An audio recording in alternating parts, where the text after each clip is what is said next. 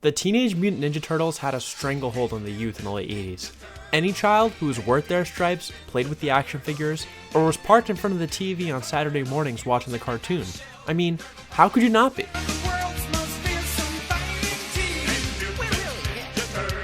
Well, I wasn't. This is me. In 2007. Even still, being the zoomer that I am, I grew up watching the Ninja Turtles. I watched the Nickelodeon cartoon, and that was a perfect gateway to the 2014 CGI Teenage Mutant Ninja Turtle movie, and its sequel Out of the Shadows. In the mid-2010s, I heard stories of an older Ninja Turtles movie. So what would a 9-year-old Ryan do? He would hop onto his Kindle Fire and look it up on YouTube. What did I find? A man in a white button-down telling me how bad the third one is. I had seen him before, but this video created a new desire to find and watch these movies. Now remember, I'm still a kid, and I'm not aware of the option of just renting the movie on any device.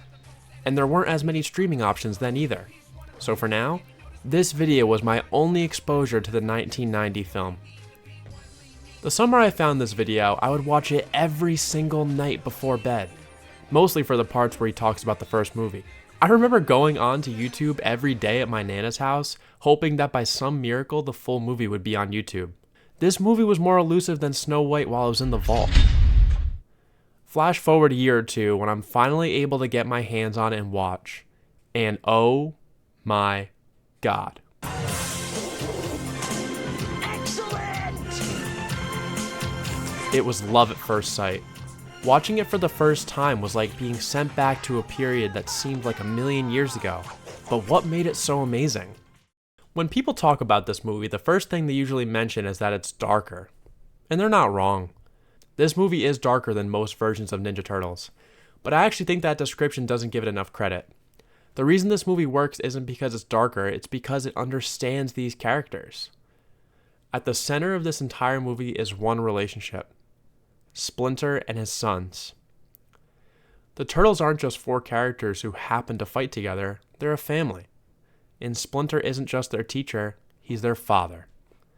One of my favorite examples of this comes from a surprisingly small scene between Donatello and Michelangelo. They're in the sewer waiting for pizza, and Donatello brings up something much deeper. Hey Mikey, did you ever think about what Splinter said tonight? I mean about what it would be like. You know, not having him. He's asking Mikey a very real and scary thing. The death of your parents. Splinter's words earlier in this movie stuck with him. He understands how important Splinter is and how much his family depends on him. But Mikey isn't ready to think about all that. Time's up. $3 off. And even though it's such a small moment, it tells you everything about these characters. At the core, they're just a family trying to deal with the possibility of losing the person who raised them. And that brings us to Raphael. Out of all four turtles, Raphael is the one who struggles the most with accepting that he needs his family. He's someone who wants to prove that he can handle things on his own. But Splinter understands Raphael better than anyone. When Raphael returns from his fight with Casey, Splinter has one of the most important conversations in the entire movie. He talks to him about anger, about how anger is something that can control you if you let it. Turned inward, it is an unconquerable enemy. Splinter doesn't expect Raph to suddenly become a different person. He knows he's stubborn and he's gonna make mistakes. The beauty of parenting isn't seeing who you are in the moment. They see who you can become. I am here, my son. Even though Raphael listens to Splinter, he's still Raph. He still makes the mistake of leaving and trying to handle everything by himself. And that decision leads the Foot Clan right back to them. The scene where Raphael realizes what he's done is one of the most intense moments in the movie. The spinning camera and the realization on his face, the fear. He's realizing that his actions put his family in danger. Splinter and the Turtles are not the only versions of family in this story. You have Danny and his father. You have April and the memory of her own father. I don't know, I guess it's kind of dumb to lose money on a business just because you miss your father. No, it isn't. And then you have Shredder and the Foot Clan. What's interesting is that Shredder is almost trying to create his own family. The Foot are kids looking for somewhere to belong. They're smoking, hanging out, breaking rules, and following someone who gives them a purpose. The difference is that Splinter builds his family through love, Shredder builds his through fear. Splinter doesn't need to force the turtles to follow him, they choose to. That's what makes him a father. Shredder may want to be seen as a leader, but he never truly understands what it means to care about someone. The fire scene is the heart and soul of the movie, because for the first time in the entire film, the turtles aren't defined by what they can do. They're just four sons sitting with their father. Splinter's role has been preparing them for a life where he's no longer there, but there's something bittersweet about watching a parent teach their child independence. Because the goal of parenting is almost contradictory. You spend your entire life raising someone so that one day they don't need you anymore. And that's exactly where Splinter is in this moment. The turtles have completed their training and have proven themselves. Splinter almost talks like he knows something bad is coming. He doesn't know if he will see them again. This scene is almost completely opposite from the rest of the movie. Most of the film is grimy. The turtles are hiding in a literal sewer underground. The whole movie almost had a dampness to it, but this scene, they're surrounded by warmth. I mean, they're literally sitting around a fire. The family that has spent their entire lives hiding from the surface finally creates their own little piece of light.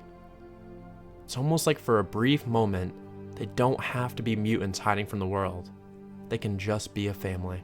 That which I gladly return with my final words. I love you all, my sons.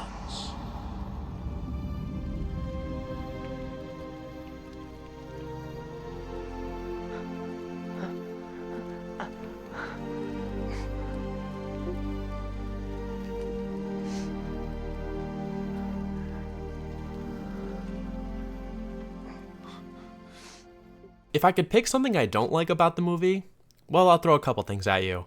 This is kind of a nitpick, but I prefer my Donatellos to be more of a nerd than this. He doesn't have to be such a nerd that it's too much. Looking at you. But can I get just a little bit of tech stuff? He fixes the car with Casey, sure, but really, that's about it. His main role in this movie is just quipping back and forth with Mikey, which is great. I mean, look at this. Fight? Fight. Kitchen? Kitchen. Gosh, it's kind of like moonlighting, isn't it? Yeah! Ninjutsu! It was a shell of a good hit! Whack! I like it! Step up! But I wanted a little bit more for him. Like, he rides a skateboard, and I understand that they are all teens and kind of all do it, but I think this is better suited for Mikey.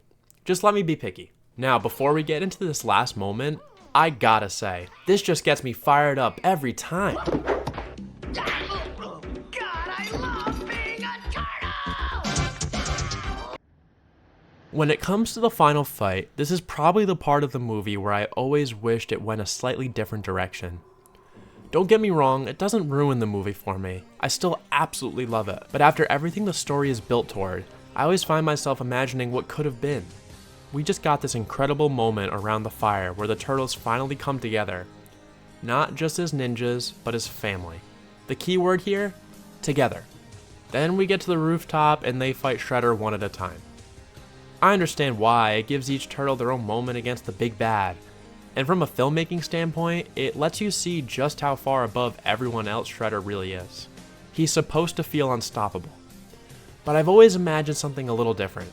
Picture all four turtles attacking him together, each bringing something unique to the fight. Leo's discipline, Raph's aggression, Donatello's strategy, and Mikey's unpredictability. For just a moment, they're actually fighting as one unit, and you get to see how much they've grown since the beginning of the movie. Then, little by little, Shredder starts separating them. He overpowers them one by one, showing them that even together, they still aren't enough. That's when Splinter arrives. He tells the story of Hamato Yoshi, which just adds to the parental theming. The five of them face Shredder together, and in that moment the movie's central idea comes full circle. All fathers care for their sons.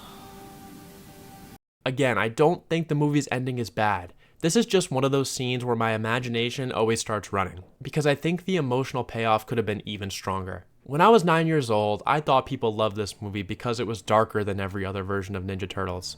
Looking back now, I don't think that's true at all. Darkness can make a movie memorable for a little while, but it doesn't keep people coming back for 36 years. People come back because a movie reminds them of something true. Every major character is looking for a place where they belong. Danny has to find his way back to his father. The Foot Clan mistakes fear for family because they're desperate for someone to follow. The Turtles spend the entire movie learning that being brothers isn't about living in the same sewer or fighting on the same side. It's about choosing each other, especially when it's difficult. At the heart of all of that is Splinter. It's honestly incredible that one of the most believable fathers I've ever seen in a film is a puppet playing a mutant rat. On paper, that's ridiculous, but the movie never asks you to believe that a giant rat knows martial arts. It asks you to believe that a father would do anything for his children. And somehow, that's the easier thing to believe. When I first watched this movie, I loved it because the Turtles were cool. I loved the fights, the costumes, and the fact that they look so real. But every time I come back to it, I've realized that the scenes I carry with me are the conversations. Eventually, we all stop caring about who won the fight. We remember who was standing together when it was over. I think that's why this movie has outlived so many other versions of Ninja Turtles. Not because it had the best action or one-liners, but because underneath all the pizza, it remembered something that every great family story understands. The people who shape us aren't always the people we're born to.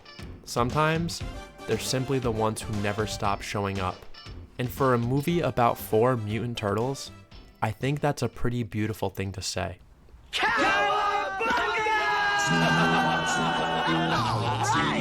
I made a funny. Less than a year later, we were given the second film in what would be a trilogy of Turtles films. But that is a story for another time. Guys, the other time is next week. It's Turtle Month. Oh my god, it's Turtle Month. Let's go!